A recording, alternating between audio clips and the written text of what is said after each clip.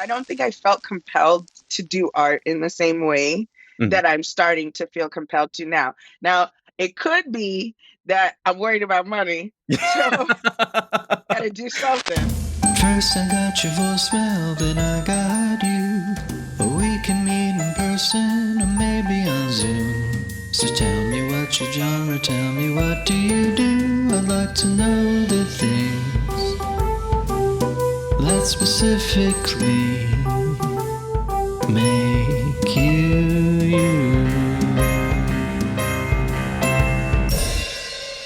Hey, I'm Tim Barnes. You are the genre, and welcome to an all-new season of the podcast. Things are a little different here. You know, my birthday was just a few days ago.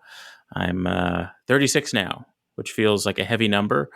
But despite the chaos surrounding us every waking moment these days, I feel more content than ever. And a lot of that has to do with this show, where in each episode, I ask a guest about the first genre that inspired them, the first craft that they pursued, and how they feel about that first pursuit now.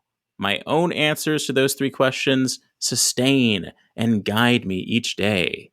I feel like I'm a Jedi saying all this. And in this episode, you'll get to hear how comedian and TV writer Rae Sanni answers them. 2 words of warning: I'm officially ending the bleeped word era of the show. You know, as much as I love the bleep sound and the illusion that I have some sad person hovering over a censor button at the show, it simply takes up too much time for me to locate what some might call bad words and replace them with an annoying sound. Turns out I'm that sad person hovering over a censor button. And for word of warning number 2, this is a trigger warning over the fact that sexual assault is a topic of discussion in this episode. Now, who is Rae Sanni? She's got a pretty remarkable career as a television writer, having worked on The President Show on Comedy Central, The Good Place on NBC, Black Lady Sketch Show on HBO, Rel on Fox, and most recently, the animated Everybody Hates Chris spinoff, Everybody Still Hates Chris on Comedy Central. This conversation was recorded in November 2024, when everyone was still processing the election results. So it's fitting that I release this now, only a few days ahead of the second inauguration of the man who was mocked in every episode of The President's Show, Donald Trump. But enough about this guy. Let's find out about Rae Sanni. So enjoy this conversation with her with curse words intact and trigger warning in mind. I'm excited to talk. Thanks for... I'm excited too. Thanks for thinking of me. Yeah, well, it sounds like you're squeezing this in right before therapy, so I don't know if this is a good or bad idea. No, it's a great idea, because if we had done it after therapy, I would have been crying, just crying, just crying, just crying. Tons of tears. Yeah. Well, I thought of you because we caught up. I think we met for the first time in person at one of these like things that seem awkward on the offset, going to one of those guild mixers. Mm-hmm. It seems like you were debating whether or not to go. I also was debating whether or not to go. But by the end of the night, I was like, this was the best idea ever. I'm so I'm so glad that it happened. Yeah, I'm glad too. First of all, it was really nice to meet you. Your voice is very lovely. And you're very giggly, which is very nice. You made me feel like I was really funny. But yes, it's always so awkward to go. First of all, I spend a lot of time alone. I go to places alone often, but the places I go to alone are like bars. I'm going to trivia, like things like that. I'm not going alone to places where you're supposed to talk to people. and I know how to have a conversation with strangers, but I'm terrible at networking. So usually these conversations will go on too long, and then no one will know what I do for a living, and I will not get anybody's email. So I was really, really scared, but I reconnected with you, and we connected with some dude. I already forgot his name. I'm sitting here thinking about things I want to pitch him. Don't even remember the name. Things like that. Well, I'll send you the name. Yeah. Thank you. But yeah, it was great. And so then thinking about this show is I know from bits and pieces that you've posted that you've had quite the journey leading up to writing for television. And then when we met, it felt like we both were in the same scenario of I kind of focused a lot of attention towards writing for television, and now TV is in such a nebulous state. Yes. Where it's we should we have been balancing stand up on an equal level with with that.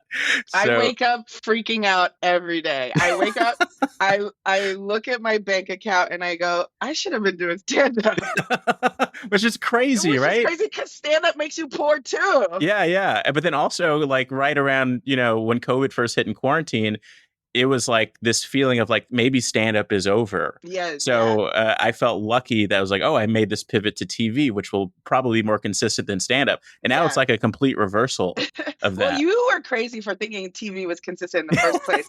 And I was very fortunate to work a lot. And and I was sitting here being like, well, where are the jobs? Like, I've never been out of work for longer than 3 months. And my Yeah. friend looked at me and was like, bitch, you're crazy. Stop being greedy. I was like, okay, okay.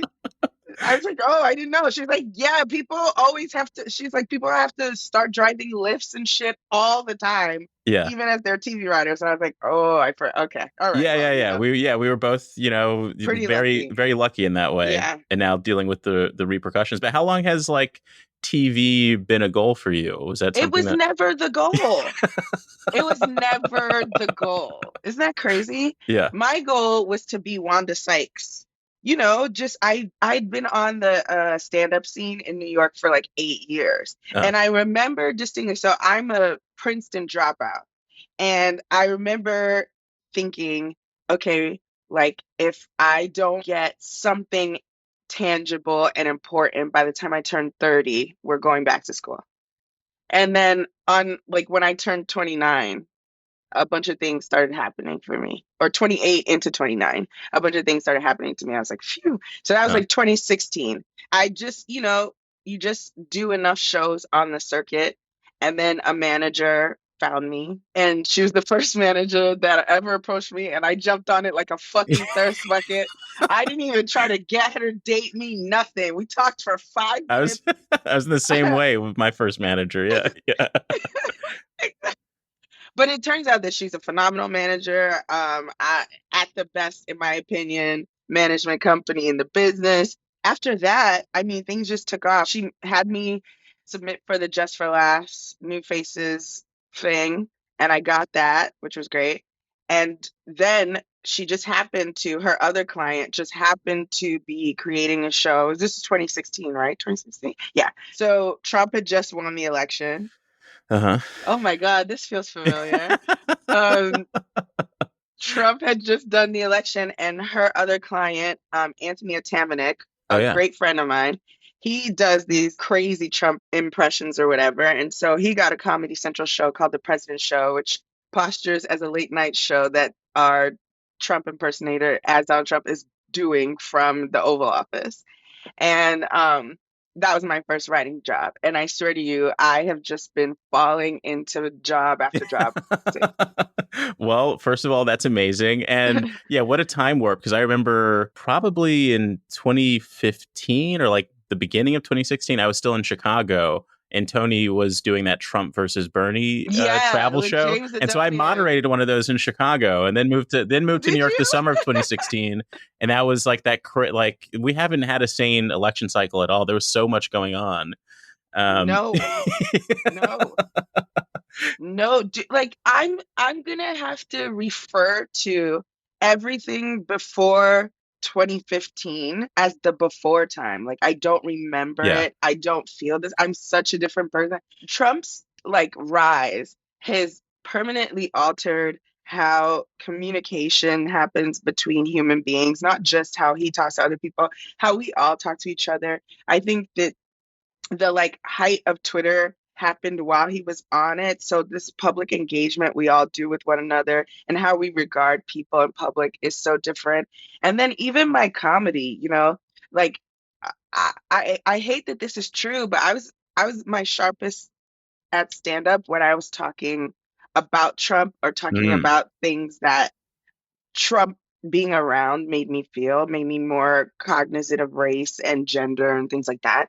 and just sort of wanting to make sense of my life. I kind of, I was about to make an insane comparison, but it was like when George Carlin was talking about Bush all the time, Yeah, yeah, yeah. where it was just like you just you're in your bag, like you have fighting weight, you know what I'm saying?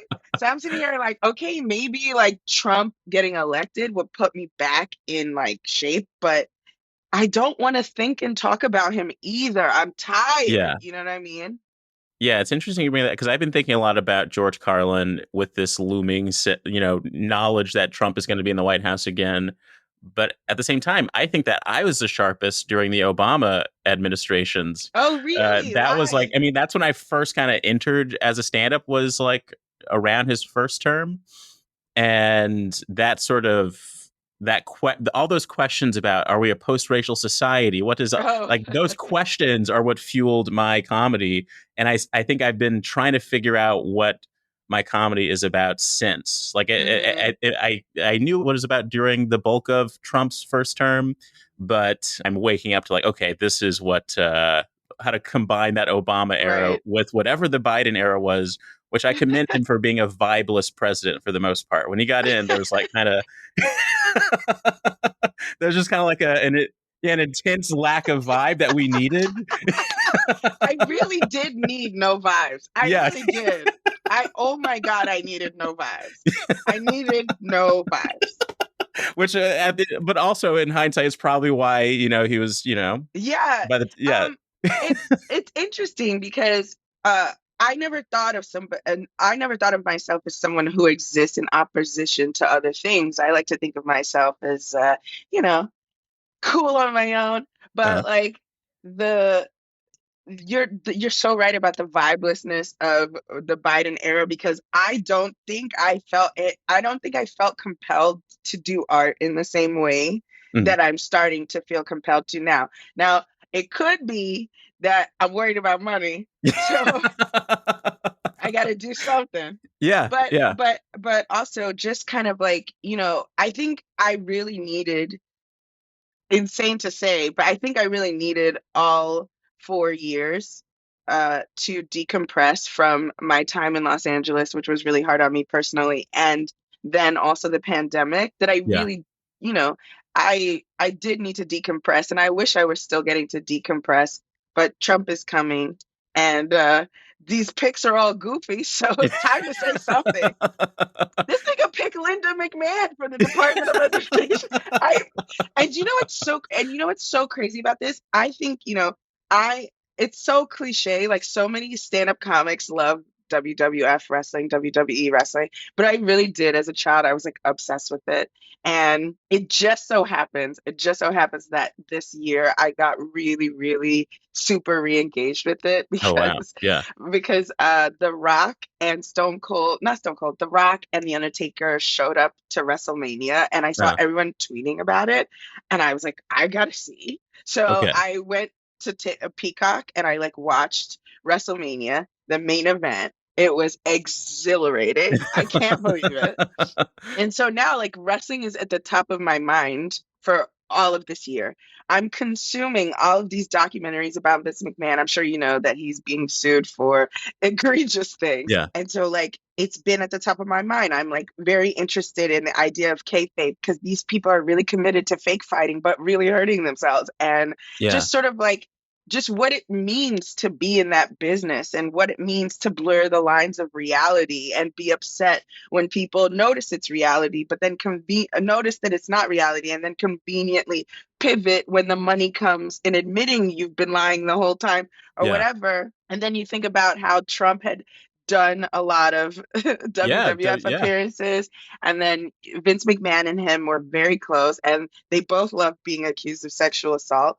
And then for him to just Linda McMahon is still married to Vince, right? yeah, yeah. Linda McMahon has never worked in education ever.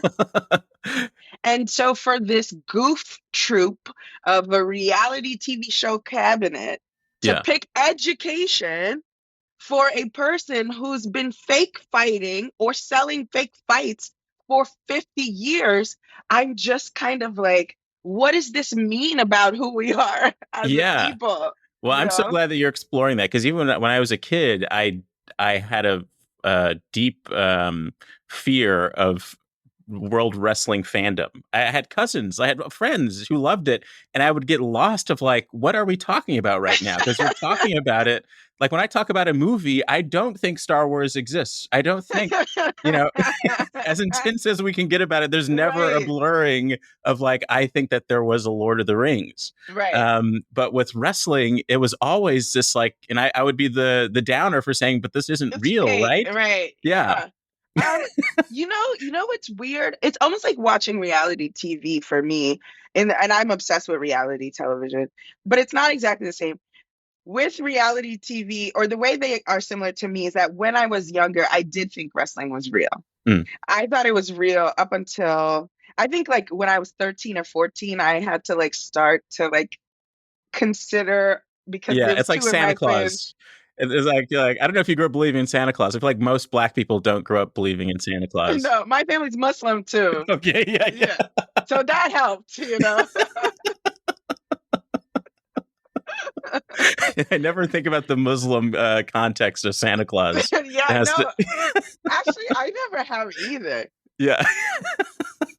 Like, what?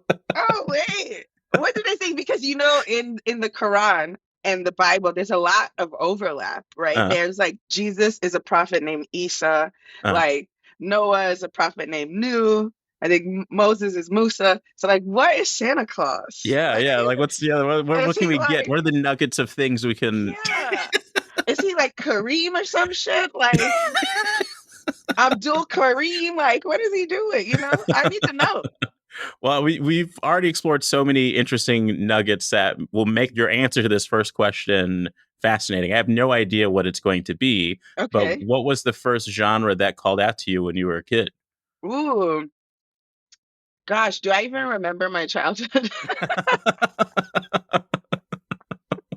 What was the first thing? Was like what? It feels like it could have been wrestling, but what was like the first Yeah, thing? probably. So, I have an older brother. He's about 2.5 years older than I, and I just did whatever he did. Okay, So it's a lot of like wrestling and the Batman cartoon and X-Men and Power Rangers. Oh, we were a big yeah, Power Rangers household, huge Power Rangers household. okay, And I remember being like, so Power Rangers would have happened when I was like 8 or something, maybe like 7 or 8, and our parents were strict, so I don't really remember TV before then, before Power Rangers. But yeah, it would be Power Rangers, Spider-Man, Batman, and like, VR Troopers, all that shit that came uh-huh. on Fox like Yeah, on yeah. Saturday Being a mornings. Fox kid meant something. Yeah, yes, yes. And then as we got older, I became more of a one Saturday morning on ABC Kids, so like recess. I did a lot of cartoons when I was a kid now. And Okay, I'm surprised in retrospect because I'm not really an animation person much anymore. But yeah, like lots of cartoon stuff, lots of boy superhero things and uh-huh. wrestling, which has a lot of superheroes in it. So I think, yeah, maybe I was attracted to that genre first. And then as I got older, I got more into whatever is standard pop culture fare for girls in Got it, the got it. late 90s, early 2000s. And then I got super into reality television once I turned maybe 13. I got super obsessed with the real world, and then everything followed thereafter. Are there any through lines we can find between that? Because it does feel like, okay, the whatever standard girl focused things in the 90s you said became Late like the 90s, late early 2000s. 90s. So Yeah, like yeah. Dawson's Creek Okay, and okay. like Popular and Yeah. just like things that were around. I don't think that there was anything from when I was like 10 to 13 that like was important to me, except for maybe Recess, the cartoon Recess. Yeah. But that's, one Saturday morning ABC stuff. Hmm. But I just remember like a switch flipping in my brain. My family didn't have cable until I was 13. And then Huh. when we got cable, it was MTV all day, every day. And I watched tons of reality television. I just watched all of it. And then, I graduated to Flavor of Love and all those spin-offs and all of Got that it. stuff. Okay. Yeah. So I do think there is like a connection between wrestling, potentially like the late 90s Dawson's Creek style stuff, and reality TV in the sense that it's like ensembles. some Hmm. sort of blending of And melodrama, and ensembles and melodrama. yeah, Absolutely. And wrestling is full of melodrama. I'll yeah, tell you, yeah. it's very. Oh my God, And yes, so you'd be absolutely. caught up in whatever Stone Cold Steve Austin, Oh whatever yeah, beef he has absolutely. with. Yeah, yeah. Absolutely, absolutely. So as I told you, I was like re-engaging with it, and so on TikTok there will be all of these clips of like classic '90s or classic early 2000s like wrestling moments. And what I really like, and it's almost like the confessional on reality TV, if I'm making this belabored comparison, but like you like you're just talking shit. They call it cutting a promo, where you're Uh, just on there talking shit. You're not fighting, you're talking about a fight you're gonna have, yeah, and you're yeah. just like raising your beefs with people. Uh, And it's the same way that women on Real Housewives will be in the confessional cutting a promo, talking shit about the fight they're gonna have with their castmate or they have had with their castmate. It's like it's actually exactly the same shit, except for wrestling is explicitly fake, whereas reality TV is more subtle. Like the idea that what you're performing on the show is your real life, mm, but you are curating your life in a way that it's received on TV a certain way yeah, yeah. versus you creating a character and performing this character. There is a writer's room for wrestling, and a lot of times, especially in the 90s, they would take people's real life stories and make storylines out of them. Like Uh, Stone Cold's first storyline, one of his first storylines is that he took some guy's girlfriend, and he did take that guy's girlfriend.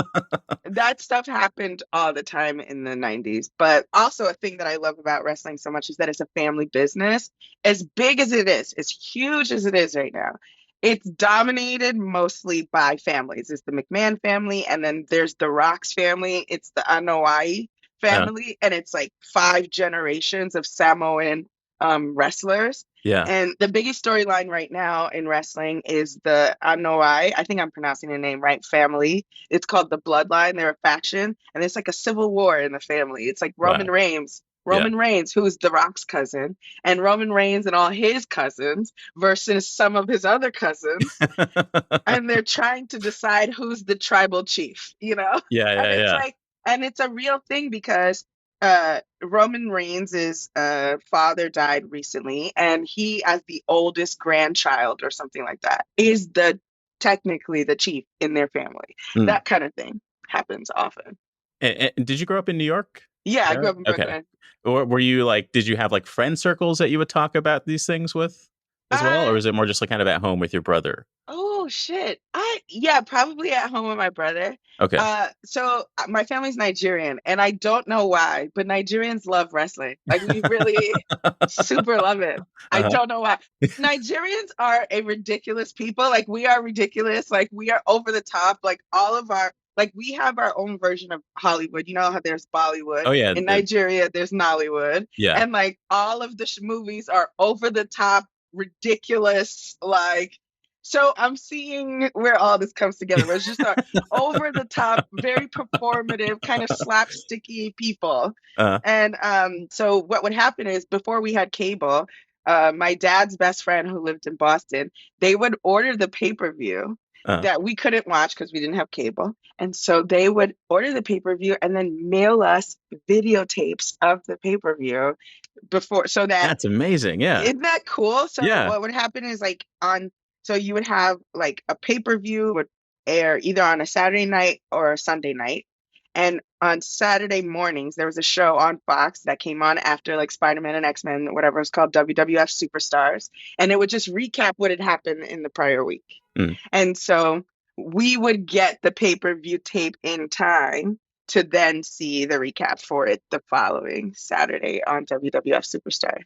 Got it. Got it. Have you been to one of these No, I want to say game, or I don't know if I want to say matches performance matches. There we go. or they call them PLEs now. So the WWF is so like how do I say it, fashion forward or whatever, I don't know, but they're like very like they're in with streaming, they're very tech savvy, they've like really tried to update the business while keeping it. The WWE does nostalgia so well, so they keep it feeling the same while updating a Yeah. lot. It's very interesting. But like they call them PLEs, like paid live events or something like that. And they Okay. like monitor the gates, and they're on Peacock and they're on Netflix and whatever. Anyway, yes, but like the pay-per-views and the they have them I think monthly or every other month. And yeah, I haven't been to one. You would think I would have been to one. Yeah. Well, do you want to? Like, when you think about it, like, does it actually sound exciting to you being at? No. No. Because as is the case with most things for me, every kind of sport or sports entertainment, I don't actually like the actual action. I like storylines. Oh, okay. Okay. Yeah. Yeah. Yeah. So if I had to go watch a wrestling event in person, that's the kind of thing where you're paying attention to the match. Like you care that the match is good, Yeah. as opposed to like I'm not going to hear them cutting a promo well in a stadium full of loud people. So Yeah. I think with wrestling, I'm good not seeing it live. But I do like seeing basketball live. I've seen a couple of mixed games live. I think I'm going to see a couple next month. But yeah, and even on reality TV, like Survivor or Big Brother or real or like the real world road rules. Well, they just call it the challenge now. I hate the actual challenges. I'm there for the You're story. there for this. Yeah. Yeah. I Yeah. Yeah. always fast forward a challenge. And then people will be like, so and so is the best on the team. I wouldn't know because Yeah, I yeah, wasn't yeah. watching I that. feel the Yeah. same way about action sequences in a lot of Yeah. movies because like the style of a lot of them has like dwindled. If it's a stylish action sequence, I'll be into it. But for the most part, like I just care about what's happening with the characters of the Yeah, Avengers more exactly. than the big splashy fight scene. Exactly, exactly. And look, I've never even seen a Marvel movie. I think Black Panther was the only one I've seen. Oh, Uh, and I think I saw one of the original Iron Mans or okay, okay. whatever years ago. Yeah, yeah, yeah. But yeah, like exactly. I'm not interested in action, right? I just want character development. I I I I think, watching wrestling and just watching men talk a lot for so long, and then watching reality TV, which is more men talking until it was women talking, that I just got so fascinated by people who are not me, like Oh people yeah. who don't think like I do, people who don't engage like I do. And so, like, I've gotten very fascinated by characters. Like, I don't care much about plot, really. I care about people. I mean, obviously, you care Yeah, about yeah. plot, but I care so much more about people and character and psychology of the people and characters than I do about the action. Well, this is a great soundbite for any showrunners looking to hire a writer. Like that's the person you need. I thought you were being sarcastic. I was Oh like, no. oh, Picking a room, like you need the character person, you need the yeah, plot person, you need the joke person. Do you find that in writers' rooms that's typically the yeah. role that emerges? Yeah, accidentally, right? Like I will think deeply. Often there will be a character that I deeply identify with, and then I just sort of imagine the world through that lens. For example, so I just most recently wrote on Everybody Still Hates Chris, which is a reboot of Everybody Hates Chris animated. It was on Comedy Central. I think Mm, it'll be on Paramount Plus soon. It better be. good. I like Yeah. residuals. So I was a kid when not a kid, but I mean I was like maybe like a teenager when the original Everybody Hates Chris came out. So like I just watched it because it was funny and it was silly and I cared about the character Chris at school. Yeah. But in this writer's room where I'm now in my mid 30s and I'm a woman, all of a sudden Rochelle and Tanya were the most important characters to me. And so I just found myself pitching stories or like feelings or dialogue that would be like very sort of me putting myself in the place of a Black woman in Bed-Stuy, which I just happen to be right now. Um, and like what it would mean to like move through the world that way. And obviously Rochelle and I are very different people. Like I'm Mm. not married with kids. I'm very single, my God.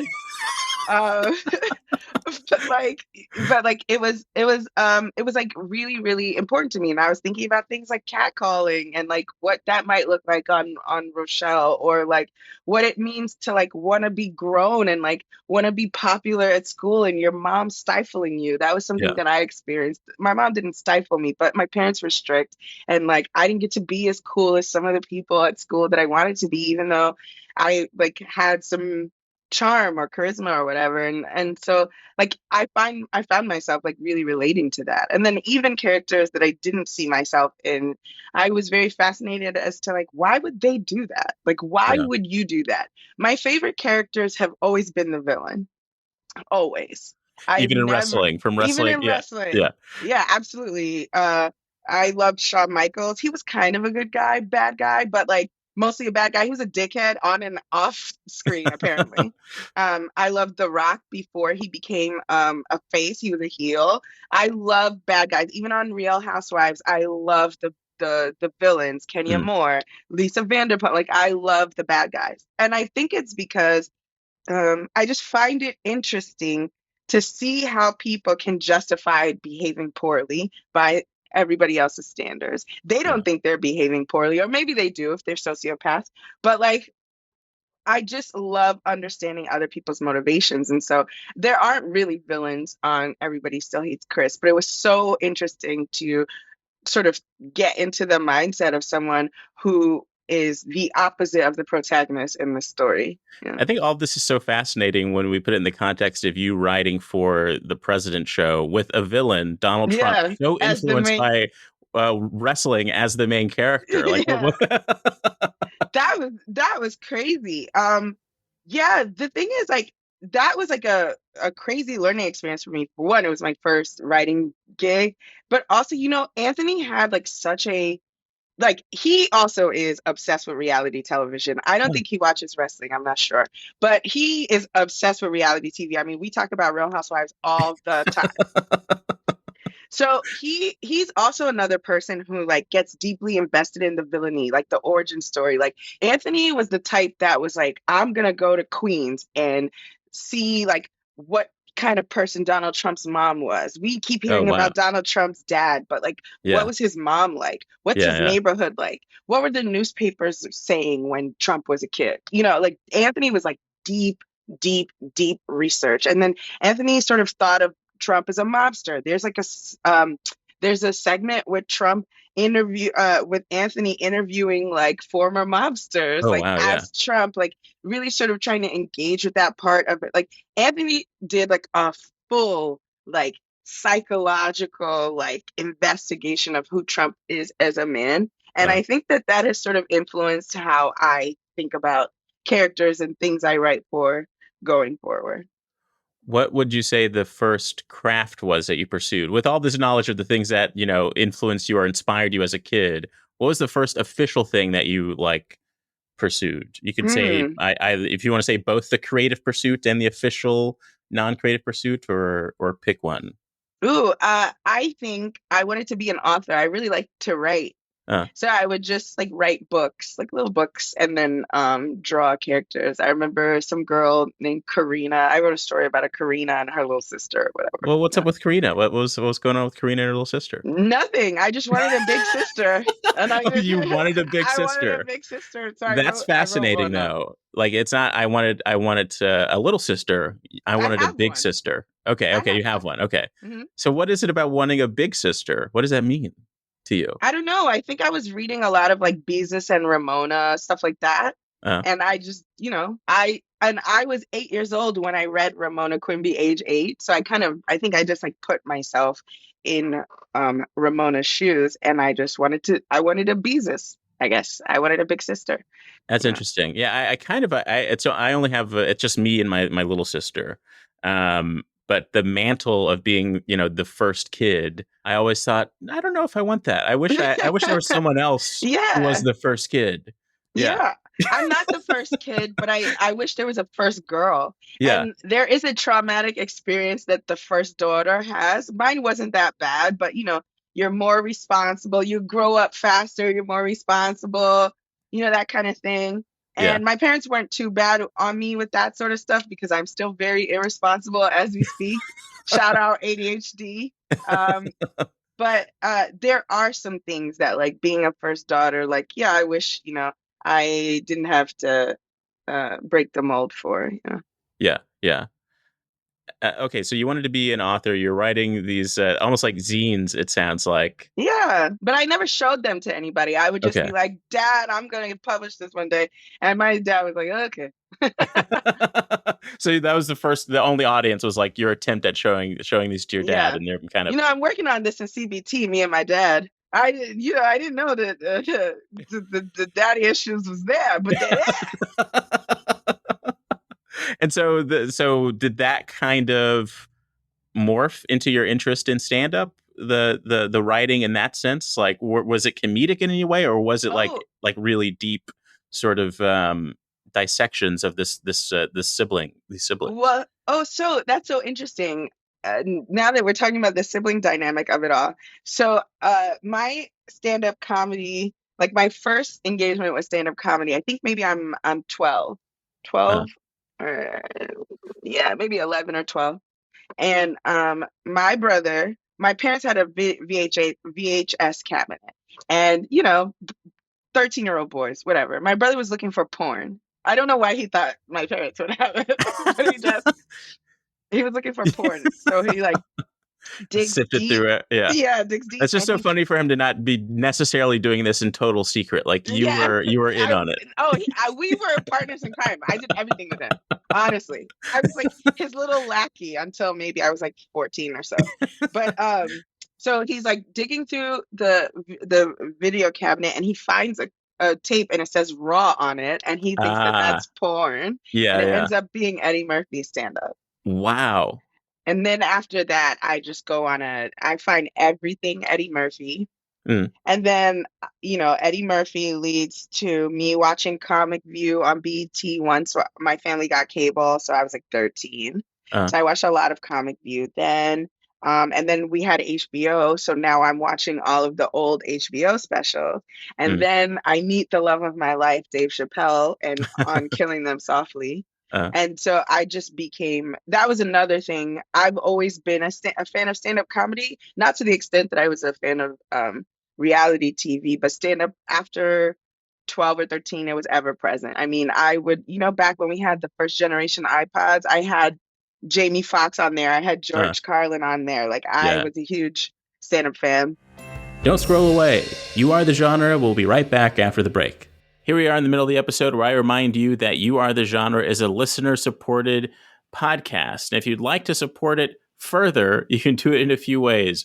You can leave a nice rating and review on the podcast. It goes a long way. It helps people discover it. You can share it with a friend, or you can subscribe to the newsletter associated with the podcast. You can find a link to that in your show notes or at youarethegenre.com.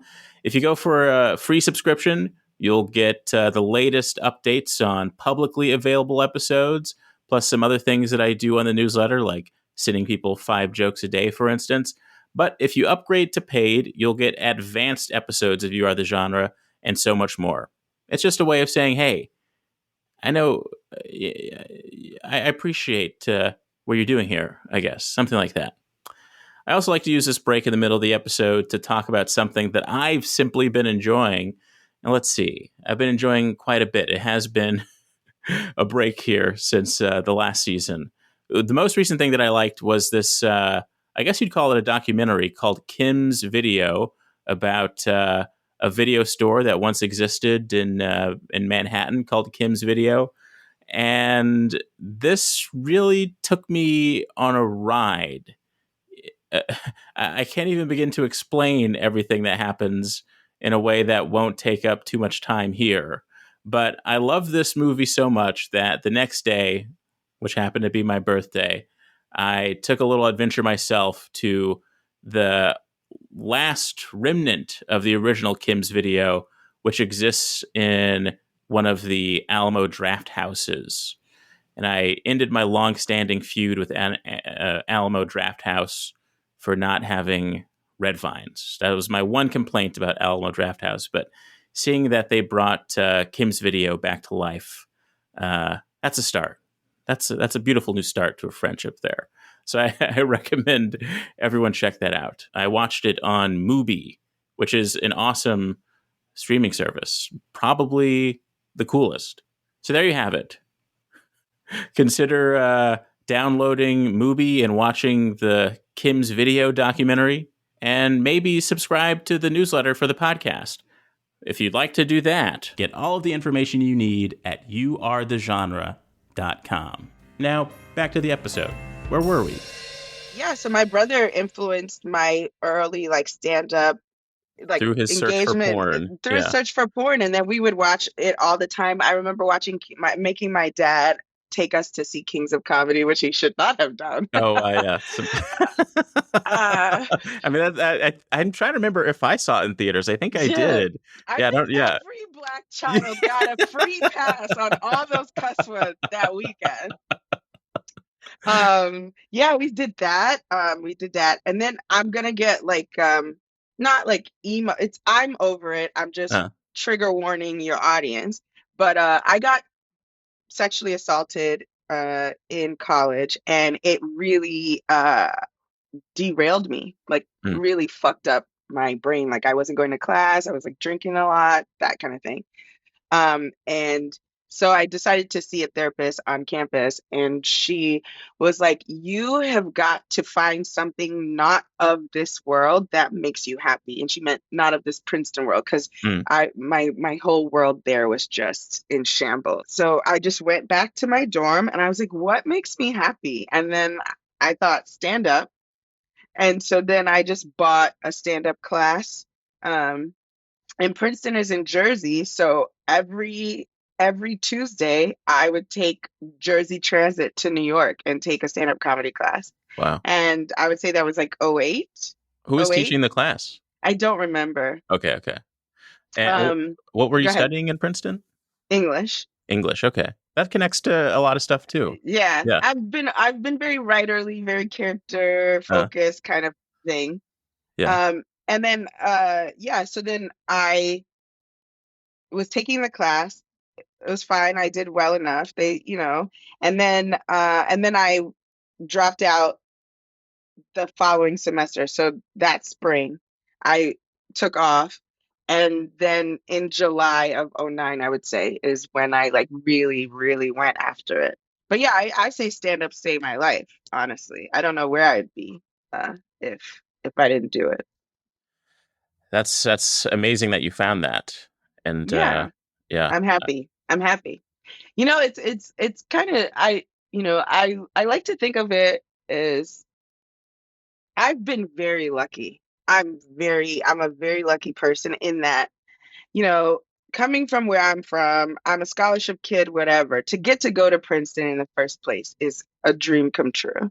Mm, And I had dreams that I would be an entertainment lawyer or sports agent after Princeton or whatever. And, the sexual assault derailed that. And it's something that I think about constantly. It screwed me up in other ways. But I will say that it is something that I'm very proud of, that my first dream got derailed, but I mm. I just made a different dream come true. And not a lot of people get to say that. You know, I'm sitting here, it's 2008, I'm like 20, 21 years old. I'm devastated, I'm broken. I don't know what I'm going to do with my future. I'm dead broke, all of these things. And to think now at like 36, I'll be 37 next month, and like I've made all this money doing writing stupid stories and telling stupid jokes, and um I found success in a place where all my peers at school, they fast tracked it, right? They went to law school, they worked in finance, they did all this. And then at 37, we're all kind of in the same place. And Yeah. I made it happen through a really silly thing.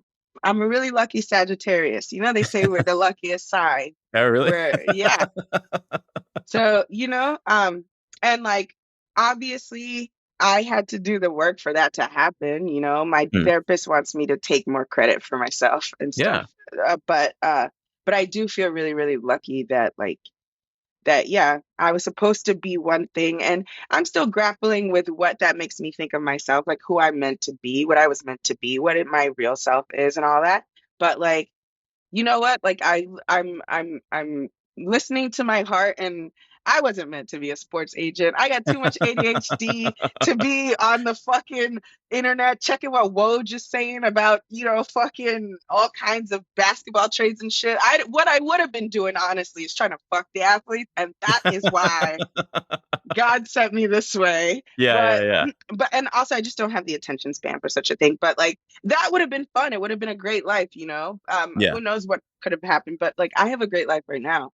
And I'm really, really glad that I got to make it happen. And I got to make it happen through art. There's not a lot of people who get to live off of their imagination. yeah. Yeah. I think one of the best things about stand up is that it's a space where you can just like one person on stage with a mic point out contradictions and find Yeah. connections to things. And I think that anyone who deals with trauma, you're faced with that one of the most basic contradictions of existence. Like after trauma, the questions of like when people might say something like, "Well, everything happens for a reason," And like you're and like, like. the reason was he wanted to assault me. That was the reason. Yeah, but yeah, it's your perseverance and through that journey and everything. Yeah. Um, You know what's so interesting that you mentioned that because I have been assaulted multiple times. LOL. I just be drinking. I just be drinking and finding myself in weird situations. Not anymore, but uh, in that time, I think I used to try to tell a joke. This is what I'm getting at. People, as much as you would think that stand up is the place where you can work through certain traumas, and people have. I mean, you have people like Laurie Kilmartin who will do like whole specials on grief, or I can't remember his name now. He died of, I think, liver cancer. He did a special while he was dying.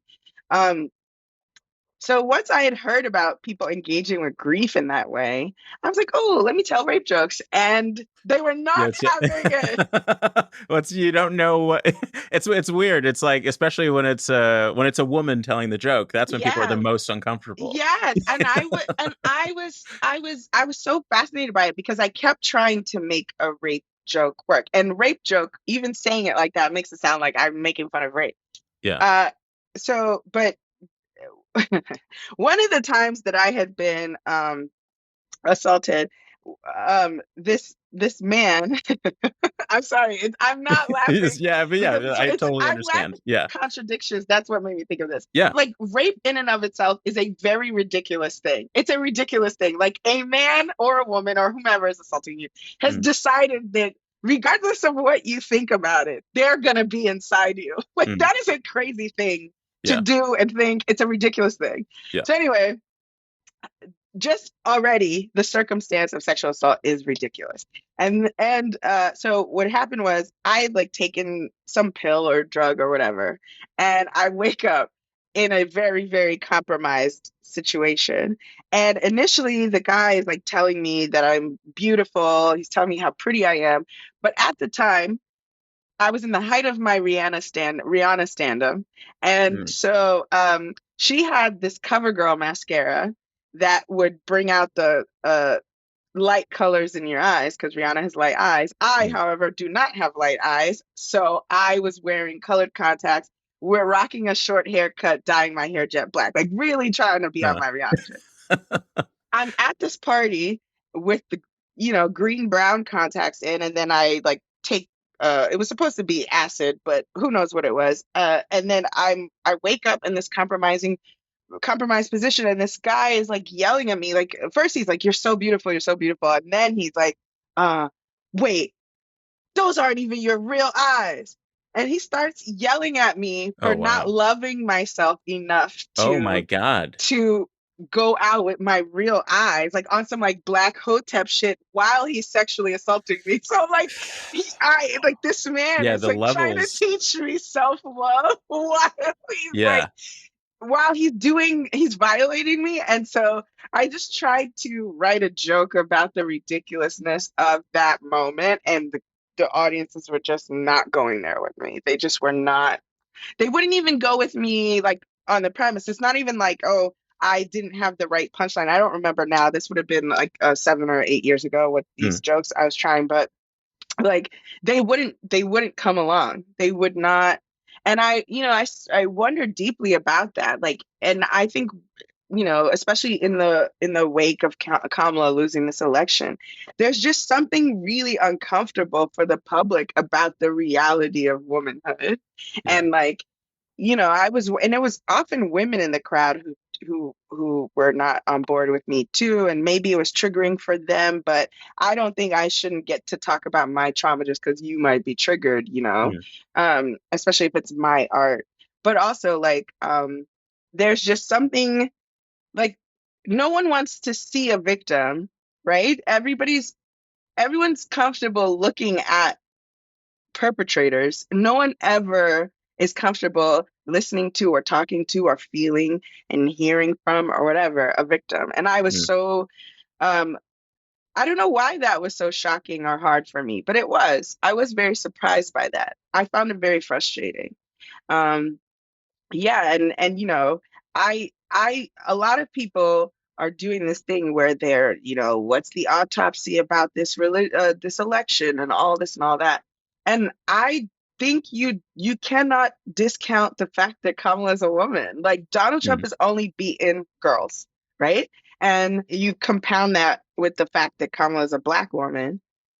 And I think about how much she downplayed outside of talking about reproductive rights. I mm. think about how much she downplayed her womanhood, the way she dressed. For me, I don't know if I think most people agree, like Kamala Harris is an astonishingly attractive woman. Like that is a I very can beautiful agree woman. on that. Yeah, yeah. Right. And like no one talked about it. And I was like, oh, like Trump one time Mm, mentioned that she was beautiful and that Melania is more beautiful. Or she tried to look like Melania, something crazy, right? And yeah, then no one else bit on that. And then he never mentioned her looks again. And I was like, oh, like even Hillary, when they were calling her ugly, they mentioned her looks. When they were talking about Sarah Palin, they mentioned her looks. But like they nobody mentioned Kamala's looks, and I was like, oh, that's because she's being outright dismissed. No one's thinking about her. No one's engaging with her. Not no one, but I mean, I was like, oh, right, men are not considering this because if they were, they would be looking at her and they would be yeah. commenting on it. And I'm just very curious about what it means to have a black female body in public and want to be taken seriously. And then, Kamala's choice to not talk about her body outside of reproductive rights, and she never personalized it totally in Yeah, that way. yeah. And me trying to talk about my body and people resisting that as Mm. well. Yeah, I think that's the most challenging uh, thing for America as a whole to to talk about is Right. black female sexuality. For some Yeah. reason, you saying all this has me thinking about Megan the Stallion dancing at one of those Yeah. one of those rallies. Oh, she got dragged for Yeah, it so hard. and even seeing like the sort of like the blank expressions of some of the white women in the audience, Yeah. like just knowing what everyone's working through, like. Twerking in a pantsuit at an Atlanta rally is crazy. It's crazy. It's Well, I feel like crazy. we could talk forever, but I just want to make sure that we get to the last question, which Hmm. is, what's your relationship with that first pursuit now, that first pursuit of being a novelist or an author? Like when you think about that, well, what comes up? What's so interesting? Um, I have not read a fiction book in a very long time. So it's all I like biographies and historical. I don't even think I read biographies. I think I um wow. I think the internet really got you, girl. And so I mostly just read essays and stuff, uh, right? So I'm not reading. I'm just not reading books the way I used to. When I was a kid, I read books constantly. I read so fast. I was so proud of it. yeah. And I loved young adult novels and things like that. Um, and I can tell you that not since I had to read fiction for African American studies classes in college have I read a fiction book. I think the last thing I read was, gosh, maybe like Song of Solomon, Toni Mm, Morrison. I've read The Bluest Sky and uh, other things since. So maybe like I haven't read a fiction novel since maybe like 2012, 2011, 2012. And even as an adult, like the versions of novels that I preferred were ones that always broke format. So one of my favorite books to have read, I read it in high school in my high school. It was As I Lay Dying, Faulkner.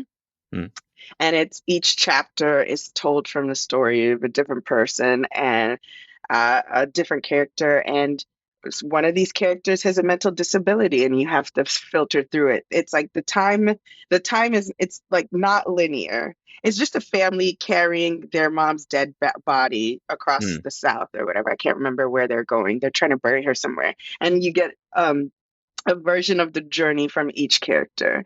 So it broke format, it was non-linear. I think about the unbearable lightness of being, from which I have a tattoo on my foot. Like that's also another like philosophical breaking time and format kind of thing.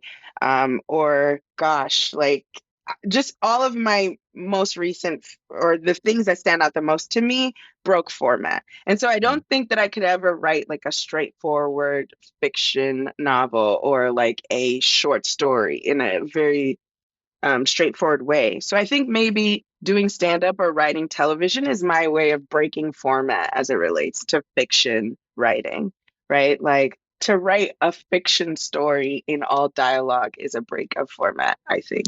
And that's what we're doing with scripts. And to Yeah. tell a story, fiction or not, on stage in setup, punch, setup, punch, setup, punch is a breaking of, the fiction novel format. Yeah. And you can be pretty scattered in an interesting way with stand up, almost like Yeah. not to get too poetic like jazz, you know?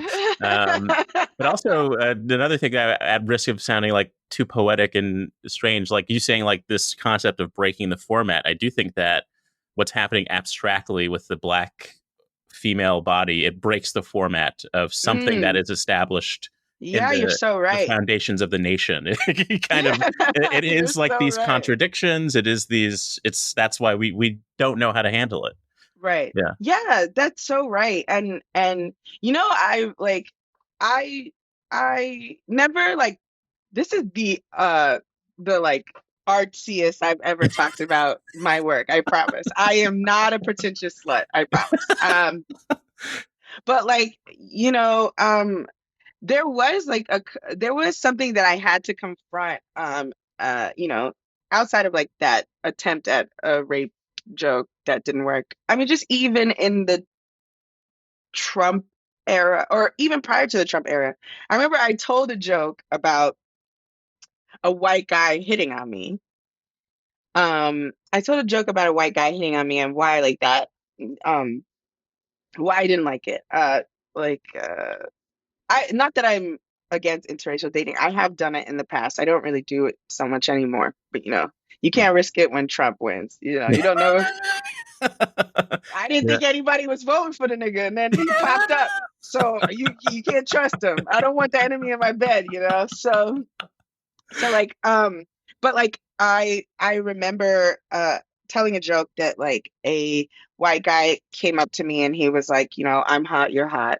Let's make beautiful interracial babies together. And oh then wow, yeah, I do a bit about how like I'm too jealous and shallow to make a baby hotter than me because he said beautiful interracial babies, but I really was genuinely uncomfortable with the guy saying that to yeah, me. And I yeah. remember telling that joke at a bar on the Upper East Side.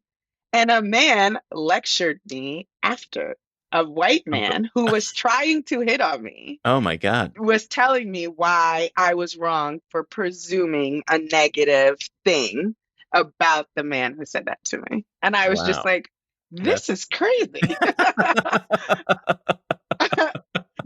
Like it was crazy because this was me experiencing a thing that happened to me and joking in a different direction about why I didn't like it, joking that I'm shallow, but really I just didn't like being like fetishized in that way. I didn't like being reduced to my race in such an uncomfortable manner. mm, And I'm saying I didn't like it. yeah, And a man who also wants to have sex with me is coming to tell me how I should have received that white person yeah, coming to me. You're trying to control how I respond to someone wanting to fuck me, yeah. a white man. It was crazy. And I was like,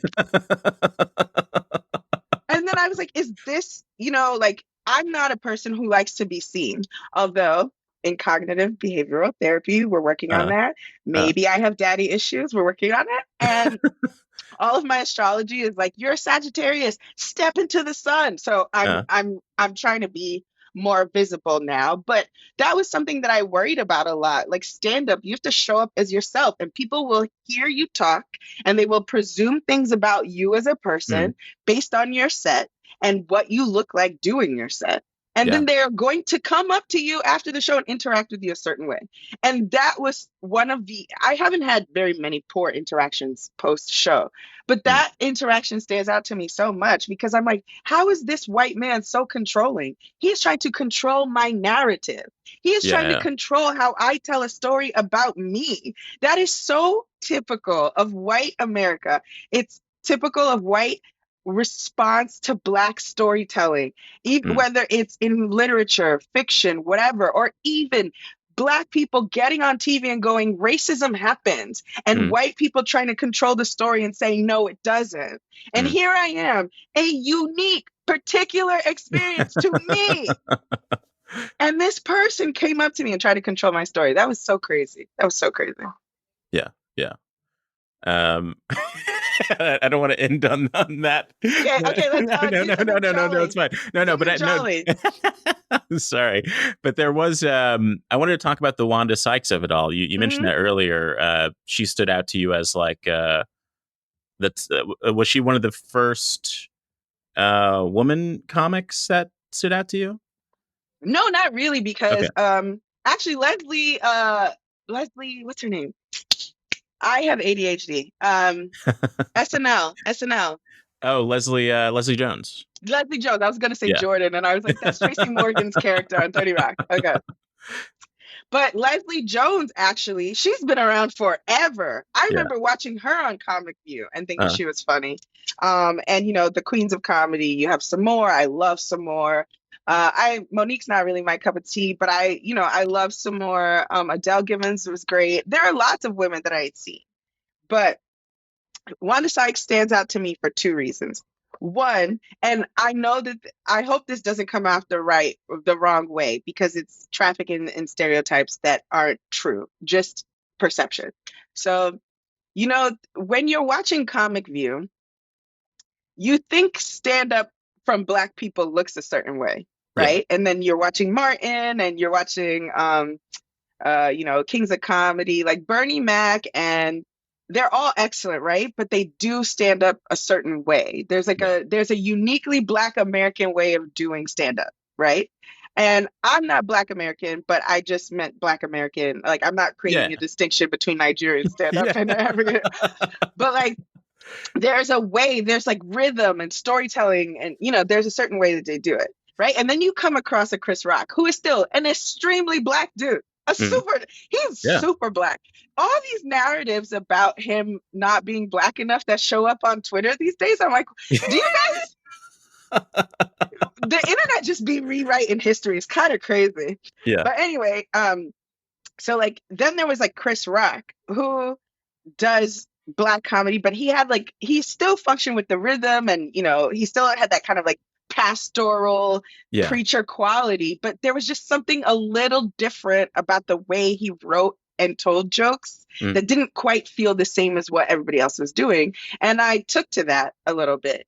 yeah. And then you get to Dave Chappelle, who's like a sillier version of Oh yeah. of a I Chris mean, Rock. the evolution of Dave Chappelle, watching his really early stuff where he kind of sounds like he's coming from like an old school radio or Yeah, something. yeah, Like it's like incredible. exactly. That's actually what I miss so much about Dave Chappelle. Like, forget, like all of the controversial bits that he's been doing. I'm talking, I miss the silly motherfucker. Now he's doing fucking Yeah. soliloquies, and then we get a silly fucking joke at the Yeah, end. yeah, yeah, yeah. I didn't used to have to wait 15 minutes for a silly line.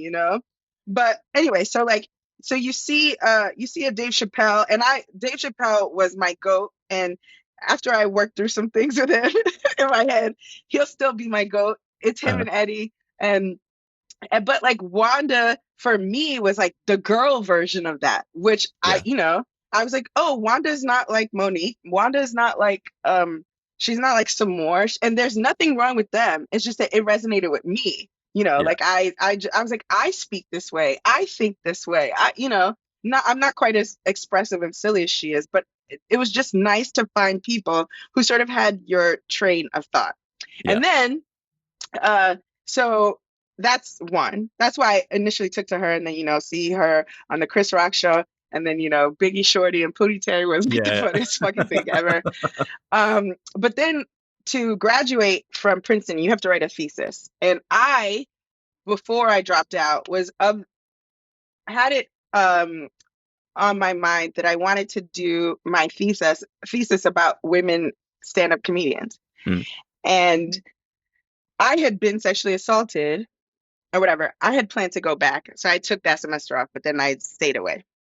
But I wanted to write about women stand-up comedians, and I hadn't figured out exactly what my thesis was going to be about. But I'd just been sexually assaulted, and I, was still working through it.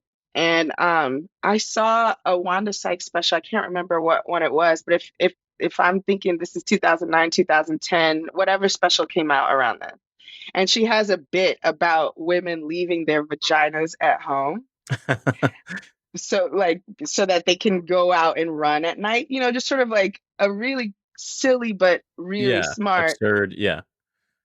bit about like how dangerous it is to be be a woman in public. She was like, how there would be a man who jumps out the bushes. She's like, I left my pussy at home. Yeah. She's Yeah. I still remember that. jogging, right?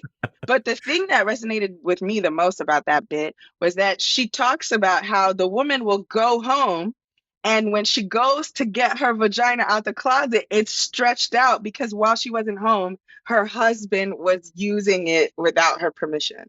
Mm. And that really resonated with me because my sexual assault was intimate partner violence. Mm. So I like Wanda just spoke to me in a way that I'll just never forget ever. And I guess maybe that's why I wanted to write a good rape joke or something. I just remember how I felt when I heard that Wanda Sykes joke. I can't remember if she was alluding to her own assault. I don't think she Mm. ever was saying that she had experienced it, but for her to just put into the silliest words Yeah. something that I could really resonate with, I think I just wanted to be able to do something like that for a Black woman like me. It's one of those things where it does feel like the comedy that the people talk about, like, this male idea of I love edgy comedy. I love comedy that's on the edge, but actually the most edgy material is coming from women, is coming from trans Hmm. people, is coming from the most marginalized people that some of the comics on that pedestal now like refuse Which to is acknowledge. which is Yeah. so crazy to me because it's like, um think about like all the things that we get canceled for. You are not saying anything we haven't ever heard. There's nothing like you're saying, there's nothing edgy about it. Oh, you think Black people are loud and eat watermelon? I've never heard that Yeah. before. Yeah. Like Yeah. like that Tony Hinchcliffe stuff. Like Yeah. I think one of the jokes was well written. God forgive me, I'm not gonna say which, but like, oh yeah, I carved watermelons for Halloween. Okay, Black people eat watermelons. Like, oh, okay, like Latinos don't like like there's hardly ever anything edgy or actually original about the thing. And it's so crazy because they they act like maintaining the status quo, and it's very Trumpian in that Yeah. way. They act like maintaining the status quo is an act of resistance. Like Yeah. Yeah. this Yeah. is Like, crazy to me. No, we're resisting. You're literally the leader of the free world. You're not a rebel. It's so crazy. yeah, Yeah. yeah, and it's frightening how intoxicating that is For beyond. them. It's Yeah, been for happening. them. It's been like, I'm sure that sort of has always been the case. We could probably pick a random day in 1987 and there's some white guy comedian being like, you can't say nigger anymore. It's crazy. But like, so I'm sure that sentiment has always been around, especially when you see some people of color or any marginalized person ascending slowly, right? And I'm Yeah, sure Obama made them go, "Ah," yeah, and yeah, like, yeah. it's just crazy. There's this sustained delusion that they have. It's been, I think, like 9, 10 years now where it feels like we're at this fever pitch of you get canceled, you can't say anything. And it's like, Yeah, you're yeah, not yeah, being canceled. You're not being canceled. If anything, what you're doing is creating a niche of people as delusional as you who will pay tons of money to watch you spite us. yeah, That's yeah. what's happening. You're not being canceled at all. Like, do you remember it was like I saw this a couple of weeks ago, and this is not me throwing shade. I just find this phenomenon fascinating. It's Andrew Schultz had mocked black women on his podcast, and there was these black British podcasters on the show, and they got in a lot of trouble because their audience is all black women, and Andrew Schultz is just shitting on black women, and they're giggling. I can't tell if uncomfortably or in agreement, whatever. So it goes super viral. I mean, they lose all of their audience. They're getting dragged on the internet for weeks. And so then they make an apology. And then Andrew Schultz mocks them for their Oh apology, wow, yeah, right? yeah, yeah. And so then I don't know what happened. Andrew said something, and so a venue that he had an upcoming tour date at canceled him. Like, we don't want you. You insult black women, whatever, whatever. Hmm. This nigga found a new venue and sold it out in 30 minutes Yeah, yeah. because that's what happens. Your crowd, you create this people loyal to your racism or your Hmm. racist jokes, and then they will spend so much money on it. It's spite money. Dave Chappelle got another $20 million Yeah. after those jokes. And so it's just fascinating to me that I would love to occupy both power and aggrieved. That would be fascinating. All I am is aggrieved. And it feels like there are certain things that tie everything leading up to what you do now. Your passion for storytelling, even when watching wrestling, the Nollywood connecting to the big flamboyant nature of these big wrestling characters. But then the first comics that you're introduced to, like when you see Eddie Murphy in Raw, dressed in Silly a as hell. particular, yes, silly Yes. way, being very big. Yes. Kings of Comedy, very like big Big. personalities. Yeah, Yes. yeah. And it's weird because I do have a big personality, but for lots of like trauma reasons and self-esteem reasons, I don't show up big. I'm I'm actually like pretty reserved. I'm working on it. I'm working on this cognitive Yeah. behavioral therapy, brother. So I'm hoping that, and now that you're putting that through line together for me, I'm hoping that the next chapter, especially as I re-engage with stand up in a serious way, through the end of this year and into next year, maybe I show up big as those people, as big and Uh, as silly and as free as those people. I think what I've never let myself be free. I've always been sort of restrained by not looking stupid, which is so mm, silly when I love when people look stupid. And so maybe, yeah, the one of the bigger lessons too to take from all of this stupid art that I watch and consume or whatever is to like get stupid, get silly, get ridiculous, yeah. Well, Uh, and I hope Dave Chappelle gets silly again too. That yeah, would make yeah, me or at really least happy. personal. He's neither silly or personal. That's Yeah, what's and that's like what so. we fell in Yeah, love. he's not Yeah, talking about his actual life. It seems like it's just yeah. you know. But you are incredibly funny, and God, you thank you have a so great. much. You have. I know you for a fact you have a fan base because when we were at that thing, a fan popped out of nowhere, and Yeah, that's so kind of crazy. Another thing like that happened to me last week. It's so yeah, weird. yeah, And then some girl like walking down the street was like, "Are you Rae Sanni?" And I was like, Wait, yeah. hold on." So See, like in my neighborhood at an event I was at last week at that event, but it's like it's really random. So it's like, "Oh, I heard you on a podcast before," and I'm like, "Oh, okay." It's not because I'm a good stand-up. Okay, great, thanks. well, that's coming. That's Yeah, coming. it's coming. We'll see. We'll see. Well, thank you for being on the show. I hope you're not running late for therapy. No, And no, we've got okay, 15 minutes. I'm good. I okay, can I can go prep to cry now.